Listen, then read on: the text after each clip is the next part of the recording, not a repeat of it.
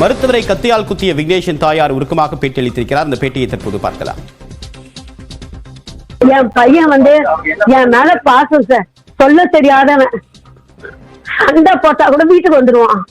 அந்த மாதிரி கேரக்டர் அவனும் ஆர்ட் பேஷண்ட்.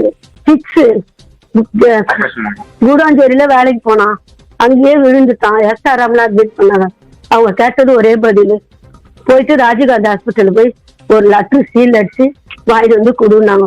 ராஜீவ்காந்திக்கு திடீர்னு என் பையன் சின்ன பையன் அவனும் தெரிஞ்சாங்க. அதெல்லாம் நான் தர முடியாது போட்டு அப்படின்னு கண்டிஷனா சொல்றாங்க. எனக்கு 5வது ஸ்டேஜ் கேன்சர்னு இப்போ புரளிய கலைப்பு விடுறாங்களே, யாரு வேலை அது? அத சொல்லுங்க. எனக்கு அதே பாலாஜி வாயில இருந்தா எனக்கு அடையாறு இன்ஸ்டியூட் ஹாஸ்பிட்டல் இருந்து உனக்கு 2nd ஸ்டேஜுமா, சீக்கிரம் குணப்படுத்திடலாம், பயப்படாத. எல்லா ஹாஸ்பிட்டல்லையும் 12 போடுவாங்க, நாங்க உங்களுக்கு 4 போட்டு உன்னை நான் குணப்படுத்துறேன். என்கிட்ட பணம் இல்லை, நான் வெளியே வந்துட்டேன். நான் பணம் வச்சிருந்தா நான் பார்த்துருப்பேன்.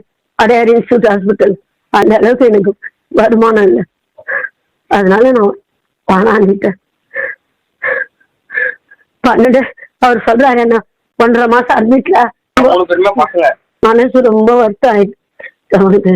நிச்சயமாக மாத்த முடிப்பா, மூச்சு வாங்க, நான் பாதி பழத்துல நீதி மாட்டி விட்டுப்பான்னு. என் பையனுக்கு நீங்களே சோறு கூட சாப்பிடு, ரொம்ப கஷ்டப்பட்டாங்க. ஆனா அவன் இவ்வளவு கஷ்டப்பட வந்து நான் பக்கத்து வீட்டுல இருந்து கூப்பிட்டு